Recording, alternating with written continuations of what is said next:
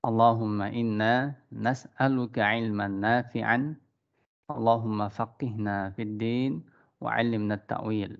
Ya Allah, kami minta kepadamu ilmu yang bermanfaat. Baik. Di pertemuan sebelumnya sama Uma Ami diminta untuk review bab 1 dan 2 ya. Cerita. Betul kan? Iya. Tadi Abah sudah lihat rekamannya. Makasih yang sudah bantu merekam ya. Jazakallahu khairan.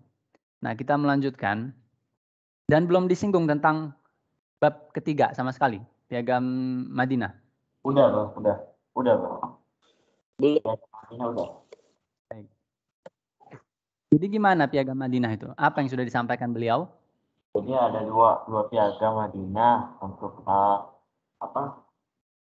musyrik sama satu lagi Yahudi ya, Bang. Baik. Sebelum kita masuk jauh tentang Piagam Madinah, nanti itu apa saja isinya ya. Mungkin kita harus tahu dulu apa penyebab kok bisa ada atau apa yang melatar belakangi Piagam Madinah ini. Adanya Piagam Madinah ini ya. Sehingga kalau kita sudah tahu latar belakangnya, sebab kenapa Piagam Madinah itu dibuat, maka ketika membahas isi Piagam Madinahnya akan jauh lebih mudah ya. Nanti Abah share screen PowerPoint seperti biasa nanti ya. Nah, sebelum kita jauh membahas tentang Piagam Madinah, maka yang harus kita ketahui adalah apa itu Piagam Madinah? Sudah dikasih tahu belum? Apa itu Piagam Madinah? Piagam itu kayak peraturan itu, kata Bang. Gimana? Peraturan itu. Perjanjian. Ya, Piagam Madinah itu dibuat dengan isinya itu ada perjanjian-perjanjian dan peraturan-peraturan ya. Nah, yang ingin Abah sampaikan adalah bahwa sebenarnya terkait dengan Piagam Madinah, maka kita akan mundur ke belakang. Mundur ke belakang kemana, Abah? Melihat dulu bagaimana keadaan dakwah Nabi ketika di Mekah. Karena ini akan ada hubungannya. Akan ada hubungannya kenapa Nabi membuat Piagam Madinah. Kita semua tahu bahwa ketika di Mekah dakwahnya berapa tahun? 10 tahun. 10 tahun. Nah, 10 tahun itu kalian belajar sama siapa?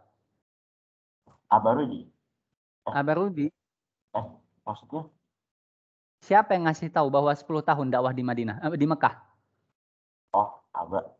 Nah, Abah demi Allah Abah nggak pernah ngasih tahu 10 tahun. 13 ya, Pak? Coba jawab dengan yakin. 10, Pak. 13 sih, seingat saya. 10 tahun itu dari siapa? Maksudnya totalnya ya, Pak? Totalnya gitu ya, Pak? Total gimana? Kalau total 23 tahun. 13. Jadi dakwah di Mekah itu berapa tahun? Lupa apa? 10. Di Mekah 13 tahun, Abah. 10 apa 13 yang betul? 13. 10 itu 13. salah. Iya, ya, Hah? 13. Yang benar 13. Baik. Abah nggak pernah ngasih tahu dakwah di Mekah itu 10 tahun ya. Ya, nggak pernah ngasih tahu 10 tahun. Dakwah di Mekah itu dibagi menjadi 2. Dakwah terang-terangan dengan dakwah sembunyi-sembunyi. Dakwah sembunyi-sembunyi itu berapa tahun? 3 tahun. Dakwah terang-terangan berapa tahun? 10 tahun. 10 tahun. Jadi total dakwah di Mekah berapa tahun? 13. 13. 3 tambah 10 ya. 3 tahunnya sembunyi-sembunyi, 10 tahunnya terang-terangan. Tapi totalnya di Mekah itu 13. Seperti itu ya. Kalau yang di Madinah baru 10 ya, Pak? Kalau di Madinah baru 10. Ya. Kenapa ini hilang kamera Abah? Lepas. Baik, kita lanjutkan saja dulu ya. Nah, 10 tahun. Nah, kalau di Madinah baru 10 tahun ya. Di Mekah itu memang 10 tahun. Tapi itu yang versi versi dakwah terang-terangannya. Tapi kalau kita gabungkan semuanya maka jumlahnya 13. Karena ada dakwah secara sembunyi-sembunyinya 3 tahun ya. Baik, Kita lanjut. Nah, kita semua tahu bahwa ketika dakwah di Mekah, itu Nabi berdakwah dengan mudah atau susah? Banyak penghalang atau santai-santai aja? Penghalang. Kalau di Mekah banyak penghalang. Banyak penghalang ya. Jadi susah diterima. Kenapa? Ada sebabnya. Banyak sebenarnya sebabnya itu ya. Di antara sebabnya adalah karena di Mekah itu, suara Abah jelas nggak? Jelas Abah. Jelas. Karena di Mekah itu, sebelum Abah tampilkan PowerPoint-nya ya, nanti Abah cerita dulu, kasih pengantarnya dulu. Di Mekah itu salah satu sebab kenapa kok sulit, karena ada sistem yang namanya sukuisme.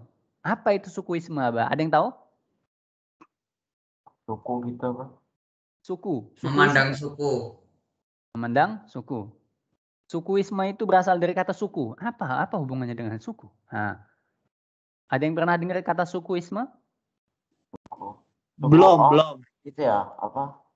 Fanatik kesukuan. Nah, Baru Masya Allah, dengar. barakallahu fiik. Fanatik kesukuan.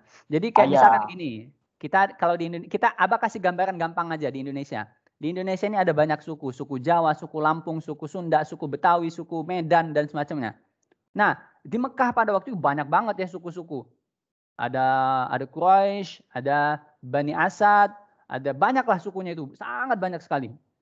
Tapi yang paling unggul, suku yang paling unggul itu suku Quraisy.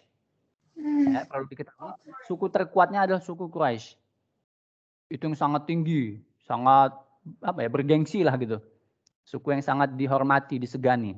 Nah, karena mereka punya sukuisme, fanatik sukuan, misalkan Abah orang Lampung, suku Lampung, sedangkan Omar sukunya suku Jawa, maka Abah akan sangat benci dengan Omar.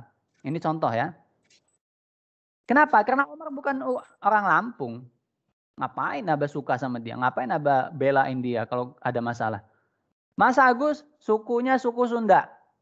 Sedangkan Hado sukunya suku Betawi. Nah, nggak akan akur ini. Nggak akan akur. Nah, sukuisme itu yang terjadi. Antar suku itu nggak pernah akur. Itulah yang salah satu penyakit yang ada di Mekah. Dan itu juga nanti akan dibawa ke Madinah. Di Madinah juga agak ada seperti itu. Tapi nanti kita jauh ke situ ya.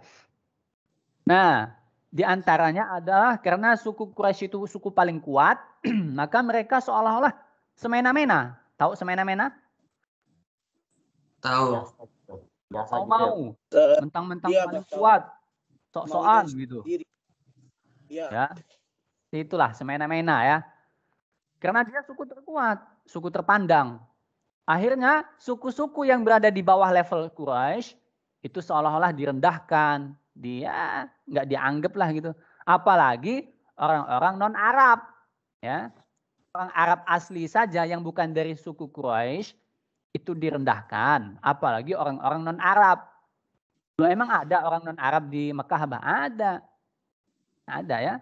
Ajam istilahnya ya. Ajam itu non-Arab. Nah, karena itulah kafir-kafir Quraisy pada waktu itu kan sangat berkuasa. Sehingga mereka membuat aturan-aturan pribadi, aturan-aturan yang memenangkan pribadi mereka, ya, yang membuat mereka lebih senang. Seperti itu. Nah, tiba-tiba datanglah Nabi Muhammad. Singkat cerita, Nabi Muhammad diutus, lalu kemudian membawa ajaran dari Allah. Ajaran ilahiyah. Yang menyamaratakan. Kalau dulu kan mereka punya prinsip, suku Quraisy ini tinggi jabatannya. Jadi jangan disamakan dengan suku ini, suku ini, suku ini. Nah, ini enggak level lah, gitulah ibaratnya. Nah, datanglah Nabi Muhammad membawa ajaran bahwa kita itu semuanya sama di hadapan Allah.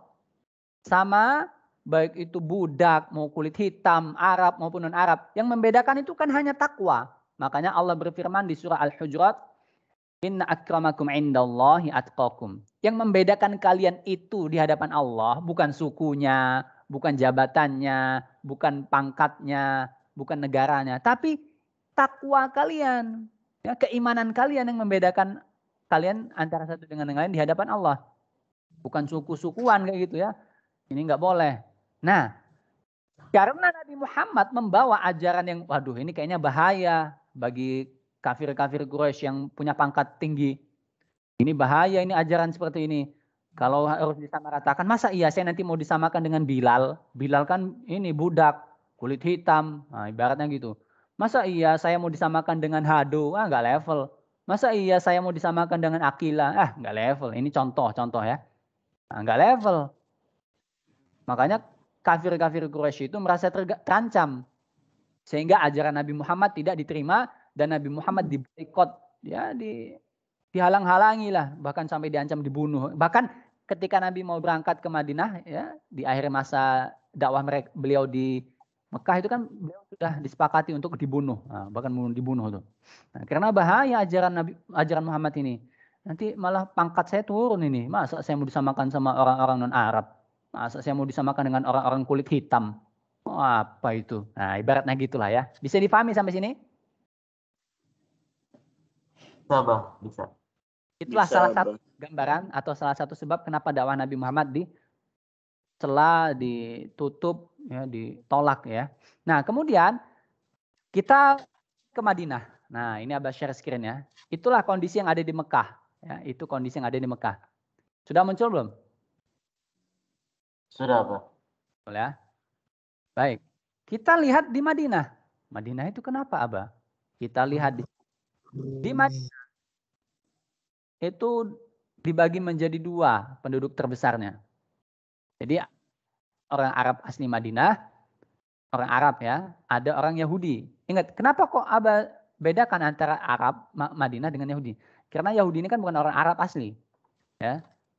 Nah, di Madinah itu 2 ini yang menguasai. Yahudi.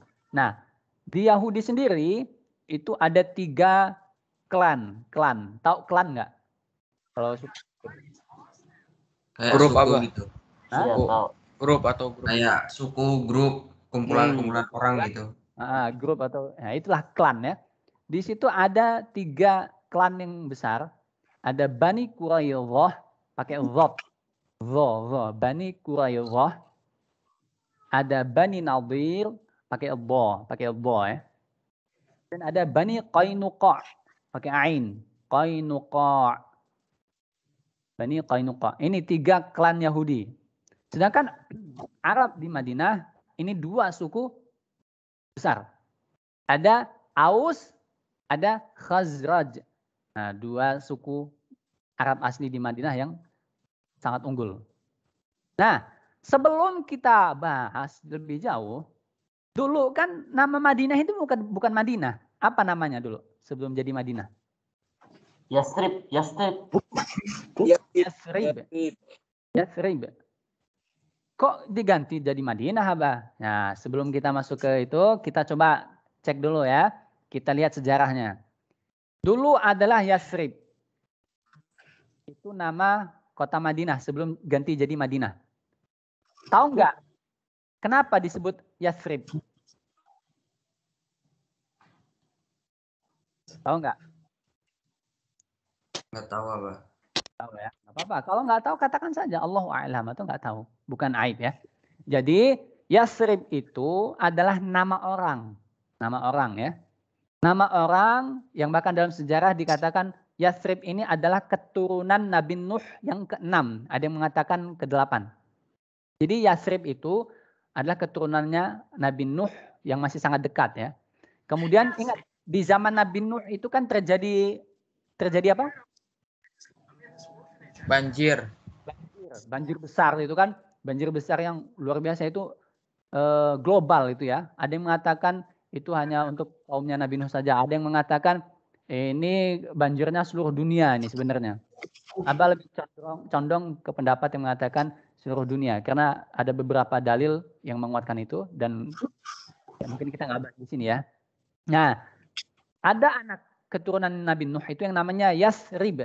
Nah, itu nama anak keturunan Nabi Nuh. Yathrib, ketika dunia sudah hancur itu kan mereka berpencar. Nah, Yathrib ini itu kemudian pergi ke Madinah. Yang namanya belum Madinah dulu ya. Ke tempat yang akan menjadi Madinah nantinya. Nah, Yathrib dengan keluarganya, dengan pasangannya, kemudian beranak pinak dan membuat komunitas. Jadilah kota Yathrib di situ ya. Sampai ke masa Nabi masih Yathrib namanya. Nah, kemudian diganti nama Madinah ketika Nabi sudah hijrah ke Yathrib. Hijrah ke Yathrib atau Madinah nantinya ya. Tapi masih belum diganti nih. Nah, ketika Nabi sudah ke Madinah atau ke Yathrib, nanti akan diganti di situ ya. Emang Yathrib itu apa artinya, Abah? Yathrib kotor ya, sesuatu yang kotor, yang apa ya, yang tercela lah itu artinya. Nah, dan dulu kota Madinah memang bukan sebuah kota yang bagus ya. Tapi kalau sekarang alhamdulillah kota Madinah itu, kalian pernah nggak lihat berita? Kota Madinah merupakan kota terbersih sedunia. Pernah lihat beritanya? Udah, Pak. Saya dengarnya Singapura, Bang, kota terbersih. Hah? Abah. Udah sampai ke semuanya, Bang. Ke tempatnya. Apa? Tahan. Apa? Nggak jelas. Putus-putus. Madinah dulunya bukan seperti itu. Sekarang malah salah satu kota terbersih. Dan pernah mendapatkan predikat kota terbersih di dunia. Nah, Madinah ya, yang dulunya kotor. Wah, dulu itu lebih bagusan Mekah daripada Madinah lah ibaratnya. Kotor dan nggak beradab ya. Nah, itu kemudian diganti namanya menjadi Madinah. Dari kata tamaddun, Madinah. Tamaddun itu peradaban. Sehingga ketika Nabi datang itu peradaban muncul di situ ya. Ada perubahan yang dari jelek ke baik, yang dari kumuh menjadi bersih dan semacamnya. Intinya perubahan dari yang jelek ke baik, yang buruk ke yang baik. Tamaddun Madinah. Al-Madinah Al-Munawwarah. Al-Munawwarah. Nah, kemudian bahkan disifati dengan Al-Munawwarah. Kota yang diterangi, yang cahaya. Sifat cahaya itu kan terang, memberikan manfaat. Berarti udah menjadi kota yang sangat bagus itu. Nah, kita lanjut lagi ya. Nah, di Madinah itu ada 2 klan. Ya, Arab Madinah, ada Yahudi. Ini yang terbesar ya. Nah, perlu kita ketahui dulu. Suku Aus sama Khazraj ini itu dari dulu perang aja kerjaannya. Nggak pernah akur. Ya, Abah ulangi. Suku Aus ini sama suku Khazraj ini itu kerjaannya perang. Ratusan tahun mereka perang-perang. Nggak pernah kelar-kelar. Ini penghuni Madinah ya. Nah, kadang-kadang suku Aus ini apa bahasanya ya? Menjadikan Yahudi sebagai sekutunya. Paham nggak? Dijadikan sebagai sekutu. Halo? Paham, Mbak? Paham. Aus ini kadang-kadang temenan sama Yahudi untuk ngelawan Khazraj. Kadang-kadang Khazraj temenan sama Yahudi untuk ngelawan Aus. Nah gitu, nggak pernah selesai. Sampai akhirnya sebenarnya mereka itu udah capek. Ini perang antar suku. Nah ini yang kata Abah tadi katakan. Di Madinah juga ada sukuisme ya. Sukuisme. Sebagaimana di Mekah tadinya. Nah, tapi kalau di Mekah kan Quraisy yang menguasai. Kalau di Madinah ini nggak selesai-selesai. Ini ribut aja kerjanya. Singkatnya begitu. Sampai akhirnya Yahudi ini kan ahli kitab. Ya, Yahudi ini kan ahli kitab. Dan mereka membaca kitab dong. Nah ketika mereka membaca kitab, mereka mendapati info bahwa Nabi terakhir itu lahir di Mekah. Dan ada di Mekah, buta huruf, umi gitu ya. Nah, kemudian Yahudi ini ngompor-ngomporin Aus dan Khazraj. Mereka bilang, ya Nabi terakhir itu akan datang ke Madinah. Karena nanti kan tempat hijrah Nabi itu juga dijelaskan di dalam kitab terdahulu ya. Dia berasal dari Mekah dan nanti dia akan hijrah ke Madinah, ke Yathrib. Nah, Yahudi ini bilang ke mereka berdua ini, akan ada Nabi dan Rasul terakhir, yang mereka nanti akan berpihak kepada kami, kata Yahudi. Nah, terus Aus dan Khazraj ini khawatir, kemudian mereka ke Mekah duluan akhirnya. Mereka datang ke Mekah untuk membuktikan itu dan ya ibaratnya pengen belajar. Singkatnya, beberapa orang dari suku Aus dan Khazraj ini ketika ke Mekah belajar kepada Nabi dan masuk Islam mereka. Mereka masuk Islam. Kemudian mereka pulang lagi ke Madinah menyampaikan ajaran Islam itu. Nah inilah sebabnya kenapa kok ketika di Mekah dakwah Nabi itu susah diterima. Tapi giliran di Madinah kok gampang diterima. Ada banyak faktor. Karena sebelumnya sudah ada orang-orang Arab Madinah yang datang ke Mekah dan belajar kepada Nabi. Sehingga disebarkan. Kemudian yang kedua, bahwa di Madinah itu memang sebenarnya banyak juga keluarga Nabi. Ya, bahkan Abdul Muttalib itu kan lahirnya di Madinah dulunya. Lahir di Madinah. Kemudian besar di Mekah dan seterusnya seperti itu ya. Banyak ada paman-paman dari ibu Nabi di sana di Madinah ya. Baik, kita lanjut. Sampai sini ada pertanyaan belum? Bisa difahami? Bahkan katanya itu dua keliling itu katanya bahkan mereka kayak istilahnya ribut terus. Nah itu ngeributin daerah ya? Apa Iya, gimana? meributkan kekuasaan. Seperti itu ya. Enggak selesai-selesai. Oh, ini panjang bener kerjaan mereka ini. Aus sama Khazraj. Kita lanjut ya. Sampai nanti mereka akan bersatu ketika Nabi sudah ke Madinah. Nah, bagaimana ceritanya? Kita lanjut. Nah, jadi Aus dan Khazraj yang sudah ada beberapa yang sudah masuk Islam ini, Nabi melihat peluang. Ada peluang untuk berdakwah di Madinah. Selain Nabi melihat peluang dan memang itu juga perintah dari Allah untuk hijrah ke Yathrib. Ke Yathrib ya. Kita katakan Yathrib dulu karena belum diganti namanya menjadi Madinah. Singkat cerita, sebagaimana yang sudah kita bahas di bab sebelumnya tentang perjalanan Nabi mau menuju ke Yathrib atau ke Madinah ya. Datanglah ke Madinah, kemudian tinggal di rumahnya Abu Ayyub Al-Ansari ya. Jadi selama dalam proses pembangunan masjid itu belum selesai, Nabi Muhammad tinggal di rumahnya Abu Ayyub Al-Ansari. Ketika masjid sudah selesai, maka Nabi membuat bilik atau rumah di samping masjid itu persis ya. Dan Nabi tinggal di situ ya. Singkatnya, Nabi itu sebenarnya sudah sangat ditunggu oleh penduduk Madinah. Sudah sangat ditunggu. Kenapa sebabnya? Karena itu tadi yang Aus sama Khazraj ini udah capek ribut terus nggak ada berhenti-berhentinya. Udah ratusan tahun. Nah, jadi mereka itu singkatnya punya keinginan menjadikan Nabi itu sebagai penengah. Dan singkatnya terjadilah penengahan itu yang kemudian Nabi buatkan sebuah piagam Madinah. Sebelum masuk situ, ketika Nabi sudah berada di Madinah, sudah mulai dakwahnya, bangun masjid dan semacamnya, atas permintaan beberapa penduduk Madinah, akhirnya mereka kumpul lah. Ya, semua penduduk Madinah itu kumpul, berdiskusi dan sepakat untuk membuat sebuah peraturan yang akan disepakati satu sama lain oleh semua penduduk Madinah. Singkatnya mereka kumpul dan dibuatlah sebuah perjanjian yang kemudian lahirlah dengan istilah Piagam Madinah. Di mana Piagam Madinah itu isinya adalah peraturan-peraturan, perjanjian-perjanjian antara kaum muslim dengan muslim, antara Yahudi dengan muslim, nanti di situ ya. Nanti kita bahas apa isinya. Sampai sini bisa difahami dulu ya. Bisa? Bisa, Pak. Nah, ingat, nanti akan muncul istilah. Ada istilah muhajirin dan ada istilah ansor. Siapa yang termasuk muhajirin? Muhajirin itu siapa? Orang Mekah. Orang Mekah. Berarti Abu Lahab muhajirin juga? Kebalik ya, Bang? Mana? Siapa muhajirin? Ansor bukan sih, Pak?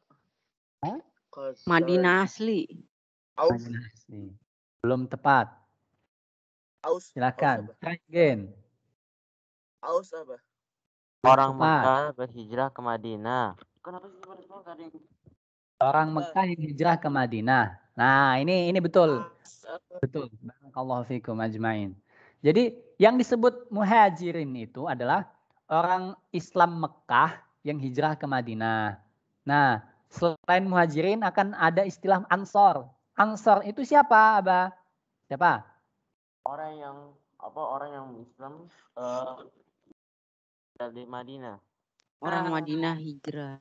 Orang asli Madinah. Enggak hijrah. Kan mereka memang tetap di situ. Ansor ini enggak hijrah. Yang hijrah itu orang Mekah. Nah, Makanya disebut muhajirin. Muhajirin itu kan dari kata hajaro, hijrah. Hijrah dari Mekah ke Madinah. Orangnya disebut muhajir. Karena jumlahnya banyak disebut muhajirin. Seperti itu ya. Sedangkan Ansor itu penduduk asli Madinah. Yang masuk Islam loh ya. Kenapa kok cuman yang masuk Islam? Karena Yahudi nggak termasuk Ansor. Ansor itu berasal dari kata nasoro. Menolong atau penolong. Oh, karena jumlah mereka banyak, jadikanlah ansor bentuk jamaknya, bentuk pluralnya. Orang-orang yang menolong para muhajirin yang datang dari Mekah ke Madinah. Kenapa ditolong? Karena orang-orang muhajirin itu ketika datang ke Madinah itu nggak bawa apa-apa. Bahkan Abdurrahman bin Auf yang terkenal kaya itu nggak bawa apa-apa. Karena mereka diancam, dibunuh oleh kafir Quraisy pada waktu itu ya. Jadi miskin, cuma bawa badan, cuma bawa ala kadarnya, sehingga mereka nggak punya apa-apa. Ansor ditolonglah oleh penduduk Arab Madinah, yaitu Aus dan Khazraj. Seperti itu ya. Nah, kemudian ketika telah sampai mereka semua di situ, kurang lebih jumlahnya yang datang lebih awal ya, itu Nabi Muhammad ketika sudah di Madinah, itu mempersaudarakan antara muhajirin dengan ansor. Mempersaudarakannya gimana, Bang? Ada yang bisa bantu Abang nggak? Maksudnya gimana mempersaudarakan ini? Mempersaudarakan, maksudnya apa ini? Disatukan. Disatukan. Ada lagi jawabannya? Barakallahu fiik. Kayak Jadi mereka itu bersaudara dari antara bermusuhan kaum dibuat Ansor jadi kayak dengan temenan gitu, kaum Bang. Muhajirin. Jadi misalnya kayak eh, Sa'ad bin Ar-Rabi, dia tuh orang Ansor yang berharta banyak, terus disahabatin dengan Abdurrahman bin Auf gitu, Abang. Insyaallah, barakallahu fiik. Nah, seperti itu ya. Jadi jumlahnya ada 90. Nah, catat baik-baik, jumlah mereka yang dipersaudarakan oleh Nabi ada 90. 90 ini kalau dibagi dua berapa? 90 bagi 2 berapa? Waduh, ini matematikanya ayo. 1, 2, 3. Aduh, lama ini. 45. 45. Jadi 45 orang muhajirin, 45 ansor dipersaudarakan. Satu dengan satu. Habibi Abah persaudarakan dengan Ahza, Juta Abah saudarakan dengan Ihsan, Setu Abah saudarakan dengan Akil dan seterusnya gitu ya. Satu-satu. Jadi ketika Habibi sudah Abah persaudarakan dengan Ahza, sedangkan Habibi ini adalah muhajirin, maka Ahza ini menolong si Habibi. Makanannya difasilitasi, seperti itu tempat tinggalnya ya. Nah, salah satu yang paling terkenal adalah persaudaraan yang diikat antara Sa'ad bin Ar-Rabi' dengan Abdurrahman bin Auf. Ya, itu ya. Dipersaudarakan. Nah, jumlahnya ada 90 awalnya ya. Sebelum nanti datang lagi. 90, 45 Ansor, 45 Muhajirin. Abah tanya sekali lagi, coba. Yang penduduk asli Madinah itu Ansor atau Muhajirin? Ansor. Ya. Ansor. Muhajirin itu orang yang hijrah ya. Ya dari Mekah ke Madinah. Baik, kita lanjut. Bahkan persaudaraan di zaman itu bisa saling mewarisi. Jadi misalkan Habibi tadi Abah saudarakan, jadikan saudara dengan Ahza. Jadi hartanya Ahza itu bahkan bisa diwarisi kepada Habibi. Itu saking dekatnya ya. Sebelum nanti kemudian turunlah surah Al-Anfal ayat 75 yang dimana Allah sudah melarang. Jadi yang boleh menerima waris itu hanya saudara atau keluarga kandung saja. Kalau tadi kan bukan keluarga kandung meskipun disaudarakan. Ya dipersaudarakan biasa saja. Tidak sampai kandung ya. Kan beda orang itu. Beda orang tua, beda keluarga ya. Salah satu kisah tentang persaudaraan ini yang paling terkenal adalah Sa'ad bin Ar-Rabi' dengan Abdurrahman bin Auf. Sa'ad bin Ar-Rabi' ini salah satu orang kaya di Madinah. Abdurrahman bin Auf ini salah satu orang kaya di Mekah. Nah ini sama-sama orang kaya ini. Nah tadi itu ya, kalau sudah dipersaudarakan memang apa yang terjadi Abah? Jadi saling memfasilitasi. Si Ansor memberikan fasilitas makan, tempat tinggal kepada si Muhajirin gitu ya. Nah, Sa'ad bin Ar-Rabi' ini pernah menawarkan kepada Abdurrahman bin Auf. Mungkin kalian pernah dengar kisahnya ya. Kata Sa'ad, ini beda ya, bukan Sa'ad bin bukan Sa'ad bin Abi Waqqas ya. Sa'ad bin Ar-Rabi' ini pernah bilang ke Abdurrahman bin Auf, ya akhi, wahai saudaraku, saya ini punya harta yang banyak. Saya punya istri 2. Dan saya dengar bahwa kamu itu dulu ketika tinggal di Mekah itu termasuk orang kaya. Sekarang malah nggak punya apa-apa, ya kan? Ya ibaratnya shock lah. Dulunya kan orang kaya, tiba-tiba nggak punya apa-apa. Nah, karena sudah dipersaudarakan, maka saat ini menawarkan, akhi, silakan, saya ambil setengah dari harta saya. Wah, Masya Allah ya. Jadi misalkan si saat ini punya harta 5 miliar, maka setengah hartanya boleh diambil sama Abdurrahman bin Auf. Silakan, saya punya 100 juta, ambil setengahnya. Saya punya 500 ribu, ambil setengahnya. Saya punya 1.000 rupiah, silakan ambil setengahnya. Setengahnya gitu. Dan saya punya istri, jumlahnya 2. Mana yang bagimu itu menarik untukmu dan kamu suka, silakan pilih. Nanti saya akan ceraikan dan boleh kamu nikahi sebagai hadiah untukmu. Saking baiknya ya, Masya Allah. Ini persaudaraan yang udah di luar nalar kita. Kalau orang di zaman sekarang mungkin udah nggak ada lagi kayak gitu. Maka inilah kenapa para sahabat itu mulia di hadapan Allah. Karena pengorbanan mereka udah nggak takut rugi, nggak takut kehilangan harta nyawa. Ya, mereka itu luar biasa perjuangannya untuk agama ya. Maka wajar saja mereka dijamin surga oleh Allah. Tapi apa jawaban Abdurrahman bin Auf? Akhi atau saudaraku, ditolak dengan halus lah ya. Semoga Allah memberkahi rezekimu dan keluargamu, begini. Ini apa kata Abdurrahman bin Auf? Dullani ala suq. Udahlah, saya minta tolong, tunjukkan aja kepada saya di mana pasar di Madinah ini. Biar nanti saya jualan di sana, saya usaha di pasar ya.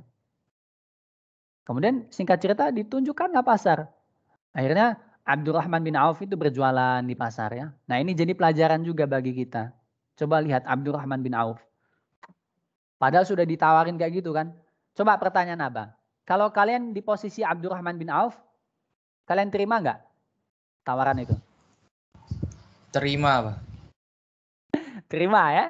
Peluang emas. Hah? Emas. Apa?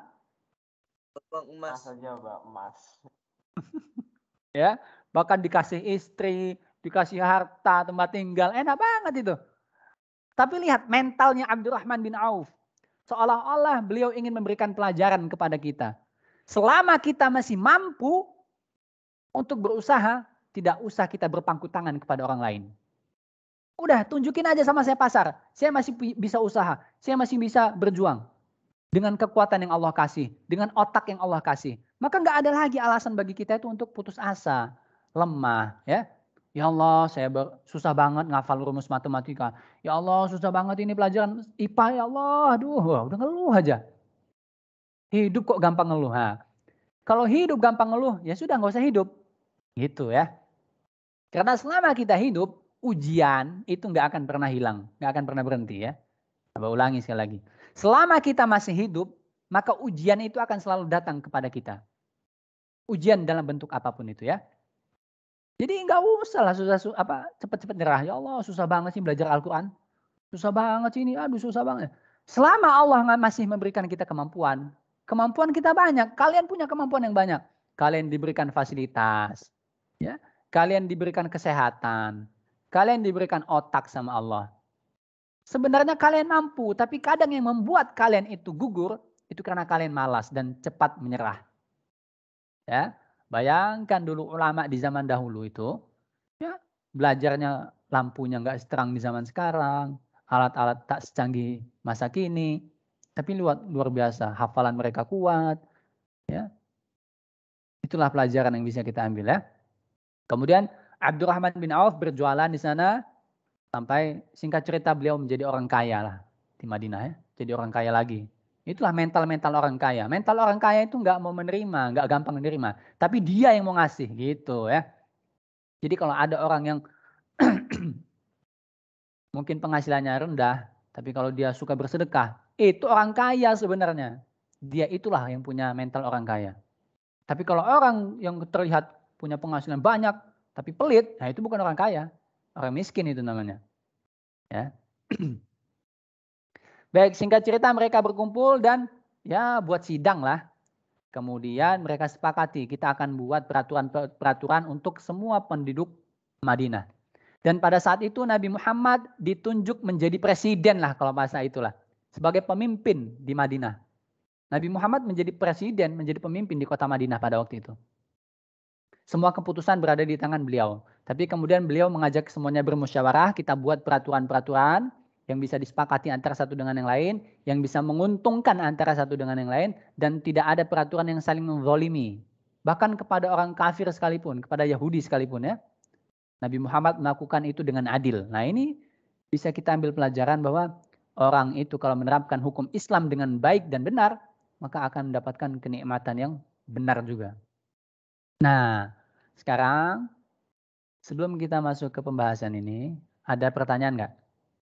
Ini ada isi piagam Madinahnya, kita bahas satu-satu mungkin. Kaifa? Keke? Itu Yahudi itu kafir Abah, enggak Islam. Ya, Yahudi ya Yahudi. Muslim, Muslim.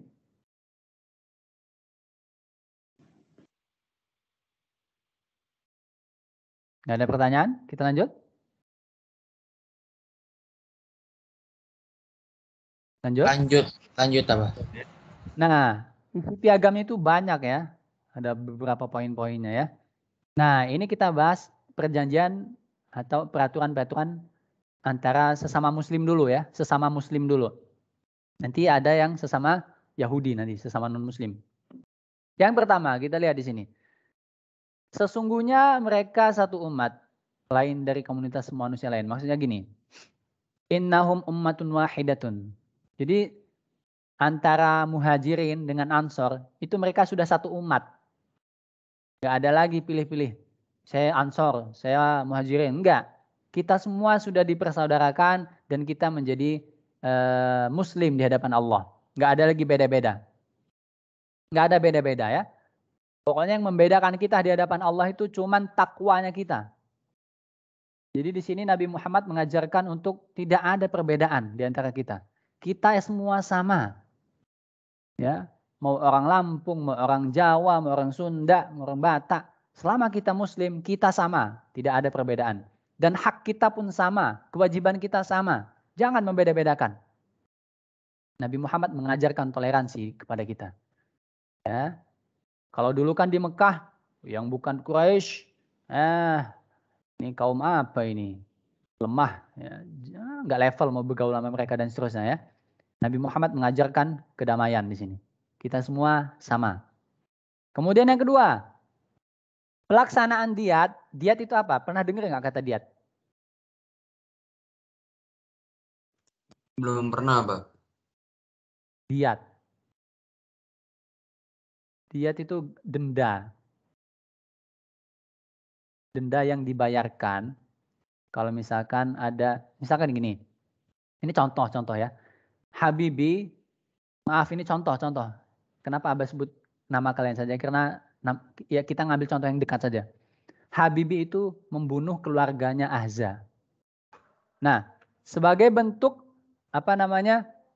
dendanya, si Habibi harus membayar denda kepada keluarga Ahza. Gitu ya. Itu diat namanya. Nah, pelaksanaan diat dilaksanakan sesuai dengan kebiasaan sebelumnya ya. Normal, memang sebelumnya sudah ada peraturan diat-diat seperti itu. Namun ditambahi oleh Nabi. Tapi mereka, semua umat muslim yang ada di Madinah, itu saling bantu-membantu. Saling meringankan. Misalkan, meskipun yang membuat atau melakukan kesalahan itu si Habibi. Tapi Hado boleh ngebantu untuk meringankan. Aqilah boleh bantu. Kita meringankan beban Habibi yuk. Kita ringankan. Nabi mengajarkan tolong menolong di sini. Tolong menolong dan saling meringankan. Ya, bahkan di hadis Nabi itu kan, man nafasa, barang siapa yang memberikan keringanan atau memberikan kemudahan kepada saudaranya, maka nafasahullahu fil akhirah yaumil qiyamah kama qala. Jadi barang siapa yang memberikan kemudahan kepada saudaranya, kepada temannya, membantunya dalam meringankan masalahnya, maka Allah akan memberikan keringanan juga di hari kiamat. Nabi mengajarkan untuk tolong menolong di sini. Bisa difahami sampai sini? Halo? Ya, Pak, bisa, Pak. Saling tolong-menolong, saling meringankan ya.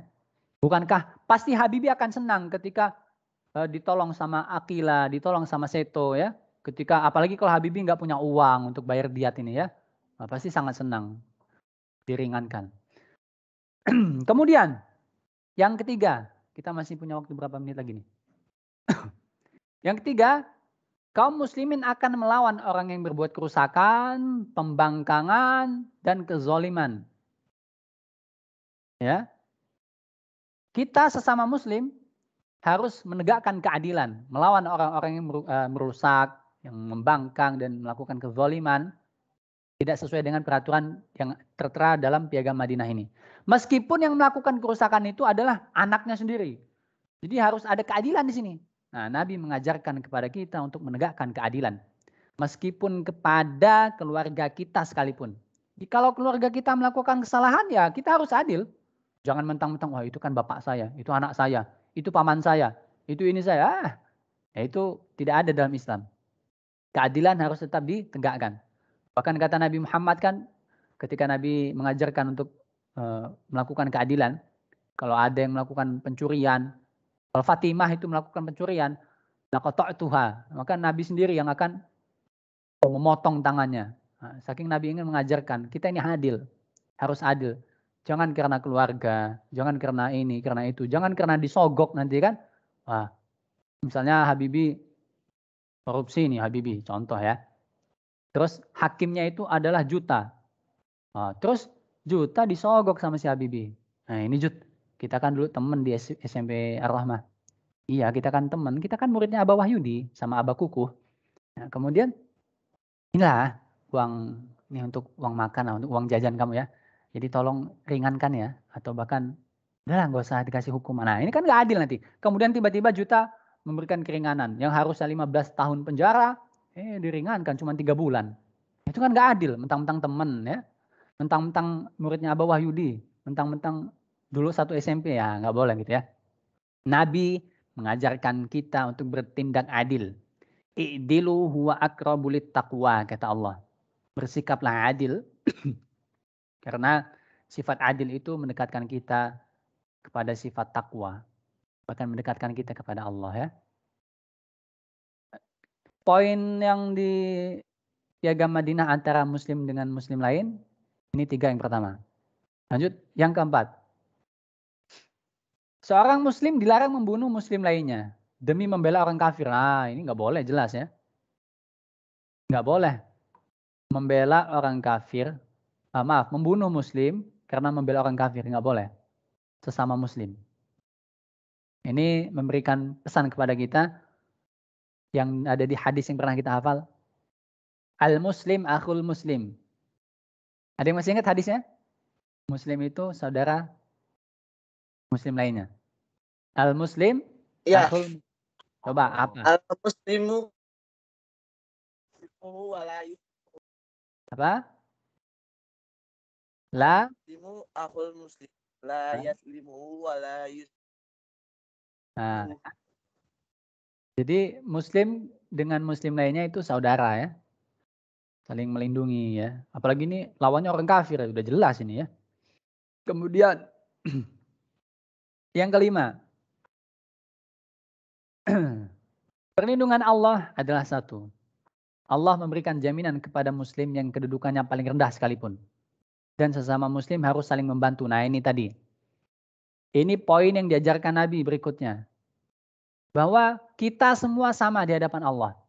Jangan ada yang membeda-bedakan berdasarkan kedudukannya. Mentang-mentang ini gubernur, yang ini RT biasa, terus dibeda-bedakan. Enggak. Di hadapan Allah kita semua sama.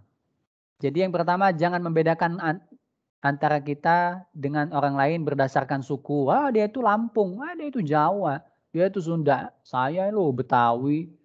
Apa itu Lampung apa? Nah, ini berdasarkan suku misalkan. Tapi juga tidak membeda-bedakan sesama muslim berdasarkan kedudukannya. Alah dia itu apa? Cuman RT. Nah dia itu apa? Nggak punya pangkat apa-apa. Alah baru juga ini dan macam-macam ya. Harus saling bantu-membantu, bahu-membahu. Nabi mengajarkan kepada kita untuk tidak fanatik lagi.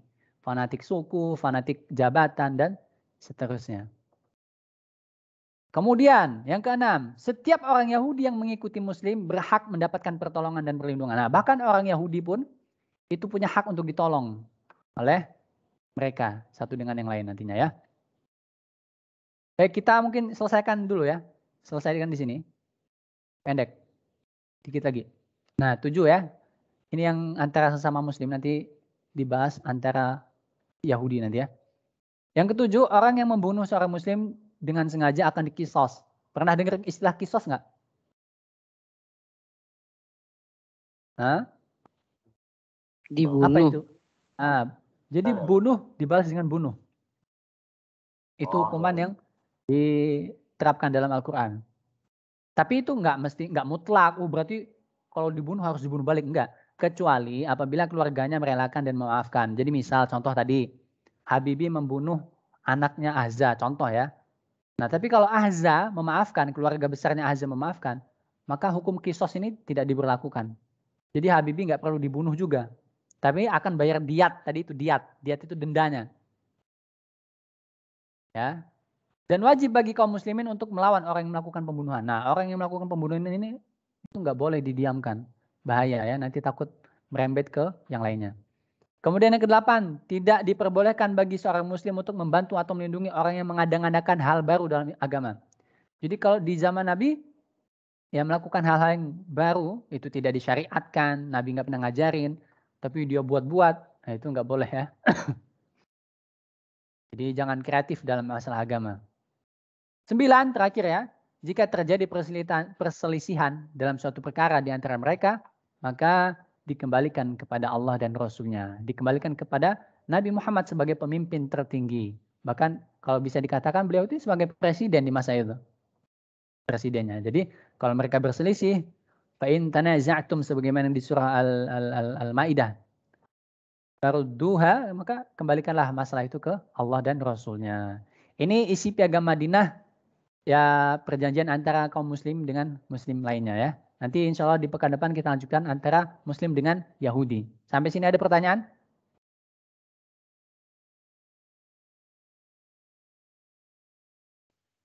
Insya Allah nggak ada. Ada insya Allah ya.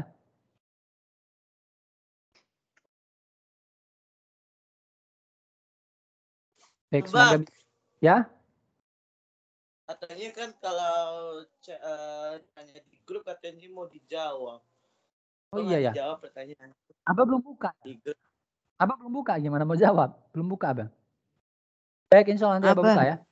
Ya? Itu Aus sama satu lagi itu berantem nggak, Bah, setelah Nabi jadi presiden? Enggak, udah enggak. Nanti mereka berdamai. Di situ sudah ada perdamaian ya. Enggak ada lagi perselisihan. Nanti kita bahas di akhir-akhir pembahasan piagam Madinah ini ya. Di kota Madinah itu kota yang aman, tenang ya. Baik, kalau nggak ada kita tutup ya. Karena waktu kita sudah habis juga.